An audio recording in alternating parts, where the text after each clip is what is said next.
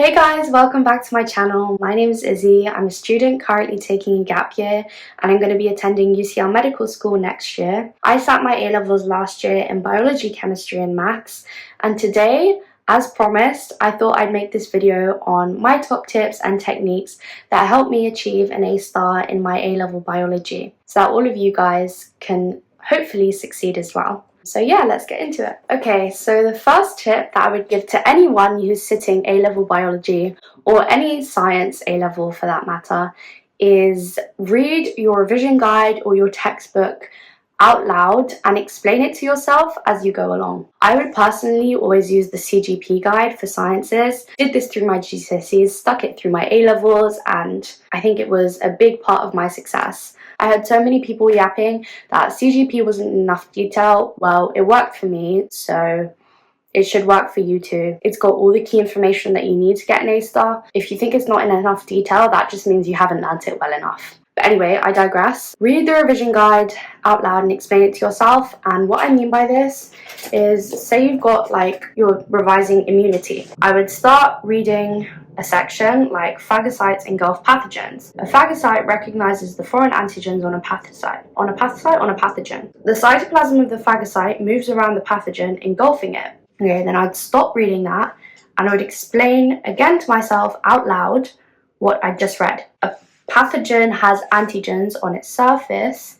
The phagocyte comes along. It recognises those antigens. Oh, antigens, I see you. The cytoplasm of the phagocyte moves around the pathogen and it engulfs it. Okay, so what does that mean? It molds and it stretches itself like it's giving the pathogen a hug and then it swallows it. Okay, I'd explain it in any kind of random way that I would need to explain it to myself, and it would just stay in my head that way. It makes revision more interesting if you're explaining it in your own words rather than just monotonously reading out just words on a page, which gets so tedious and it gets so boring. If you're having to come up with an explanation for yourself, your brain has to be totally engaged while doing it. It means that you're going to remember what you just read and what you were actually learning about, rather than just being like, oh, phagocyte does this, blah, blah, blah, blah, blah, blah. You tune out when you're reading. Well, at least I do. Sometimes I'd sing it to myself, I'd come up with acronyms, whatever way I wanted to explain it to myself. I would just remember at least the key parts of what I'd just read, rather than not having any recollection of anything on that page at all. I don't know what it is about saying stuff to yourself out loud,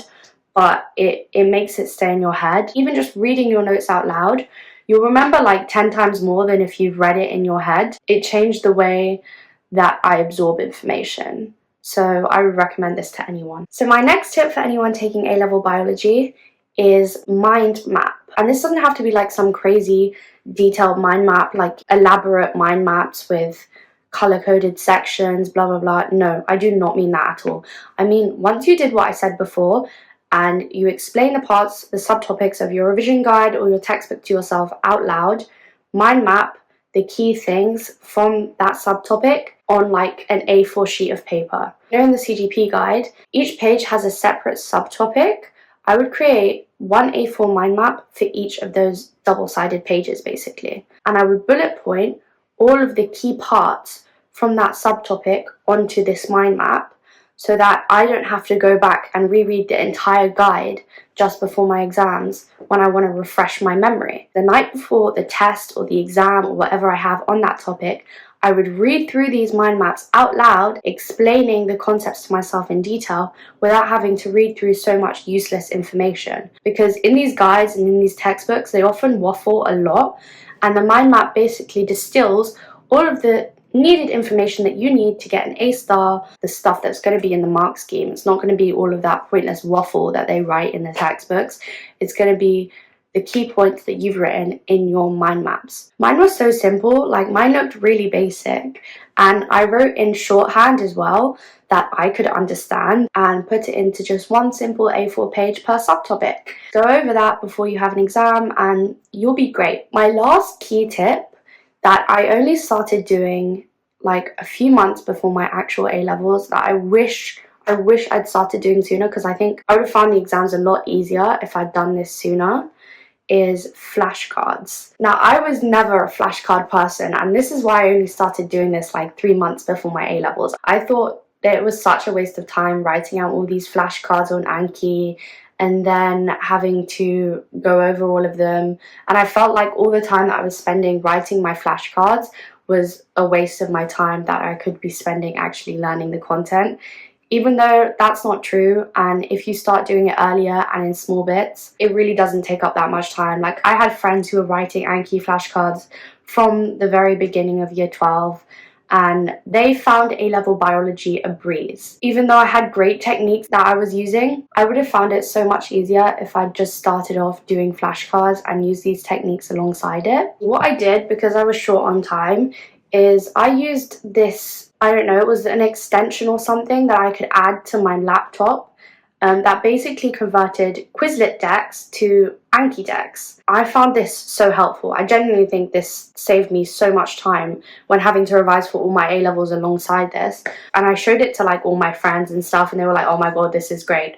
But basically, it converted Quizlet decks to Anki decks, so I didn't have to actually write my flashcards. I would recommend that if you have time, write your own flashcards, because they're just going to be better. Like, I couldn't just use this as my only source of revision. But having flashcards, it's active recall, it makes the information stay in your head. There's so much stuff to get through that you have to make sure that you understand the basics before you can go into the detail that you need to get an A star. Flashcards, I think, are such a great way to just get all the key information into your head so you have a basic understanding of every single topic, because that is the key to success.